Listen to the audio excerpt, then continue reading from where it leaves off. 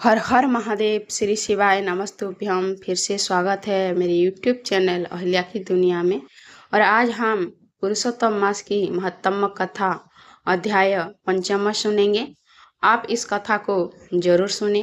कल हम पुरुषोत्तम मास की महत्तम चतुर्थ अध्याय सुने थे। देवर्षि नारद ने भगवान नारायण से जिज्ञासा की, हे प्रभु, जब अधिक मास ने अपनी करुण व्यथा भगवान के सामने कही, तब भगवान श्री हरि ने उनसे क्या कहा? कृपा करके विस्तार से बताइए। भगवान नारायण बोले, हे नारद, ध्यान पूर्वक सुनो।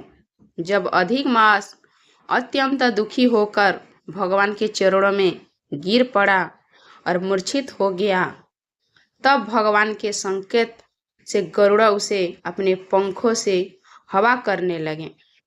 कुछ ही क्षणों में अधिक मास की चेतना आई।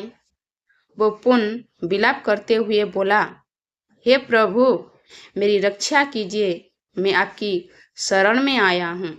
आप मेरी उपेक्षा क्यों कर रहे हैं?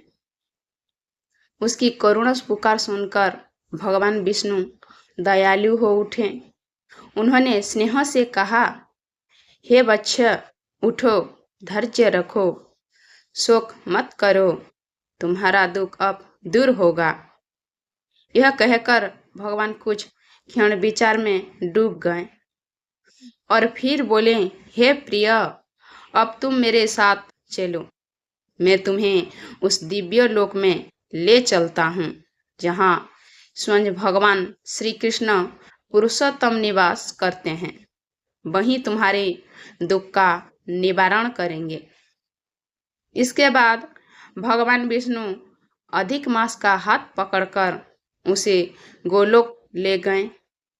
यह गोलोक अत्यंत दिव्य और अलौकिक स्थान है, जहाँ केवल प्रकाश ही प्रकाश है, जैसे करोड़ों सूर्य एक साथ चमक रहे हो। वो लोग सभी लोकों में श्रेष्ठ हैं, नित्य और परम आनंद से परिपूर्ण हैं। गोलोक का वर्णन करते हुए बताया गया कि वहाँ की भूमि रत्नों से बनी हुई है। चारों ओर अद्भुत प्रकाश और सौंदर्य व्याप्त है। वहाँ ना कोई रोग है, ना शोक, ना मृत्यु का भय, सिर्फ शांति और आनंद ही आनंद है। उस दिव्य लोक के नीचे वैकुंठ और शिवलोक स्थित है, जहाँ भगवान विष्णु और भगवान शिव अपने अपने भक्तों के साथ निवास करते हैं।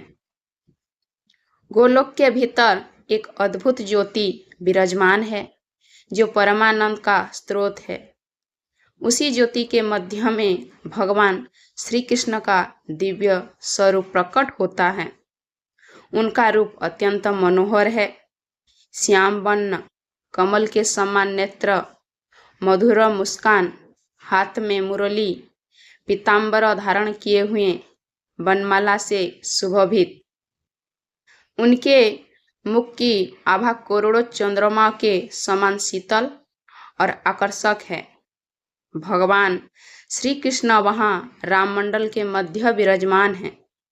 चारों ओर गोपियाँ और भक्तगण हैं। वो परम ब्रह्मा समस्त सृष्टि के आधार और सभी आनंदों के स्रोत हैं।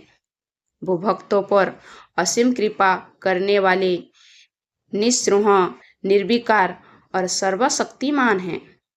भगवान विष्णु अधिक मास को उसी गोलोक में लेकर पहुँचे, ताकि वो स्वयं श्री कृष्ण के दर्शन कर सकें और अपनी पीड़ा से मुक्त हो सकें। यह दृश्य अत्यंत दिव्य और अद्भुत था। सूत जी कहते हैं, इस प्रकार भगवान नारायण ने यह अद्भुत कथा कहकर कुछ समय के लिए मौन धारण किया। यह सुनकर नारद मुनि अत्यंत उत्सुक हो उठे और आगे की कथा जानने के लिए पुनः प्रसन्न करने लगे। आज की इस पुरुषोत्तम कथा पंचम अध्याय यहीं पर खत्म हुआ। कल हम अध्याय 6 सुनेंगे। आप जरूर सुने इस कथा।